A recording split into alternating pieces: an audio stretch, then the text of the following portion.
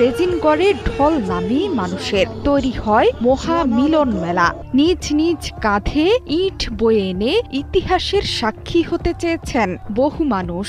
Saudi সহ দেশ বিদেশের নানা প্রান্ত থেকে এসেছেন শত শত আলেম ওলামা। সেই দৃশ্য ভাইরাল হয়েছে সামাজিক মাধ্যমে। 40 থেকে 60 হাজার মানুষের জন্য হয়েছে রান্না। মসজিদ নির্মাণের তহবিলও আসছে ধর্মপ্রাণ মুসল্লিদের কাছ থেকেই। মোট 300 কোটি টাকার এই প্রকল্পে একজন মুসলিম শিল্পপতি দিচ্ছে 80 কোটি রুপি। জানা গেছে 25 বিঘা জমি জুড়ে নতুন বাবরি মসজিদ নির্মাণের উদ্যোগ নিয়েছেন তৃণমূল কংগ্রেসের বহিষ্কৃত বিধায়ক হুমায়ুন কবির। এতেই উত্তপ্ত পশ্চিমবঙ্গের রাজনীতি। পাল্টা পদক্ষেপ হিসেবে মুর্শিদাবাদে অযোধ্যার আদলে রাম মন্দির নির্মাণের ঘোষণা দিল বিজেপি নেতা শাখারভ সরকার।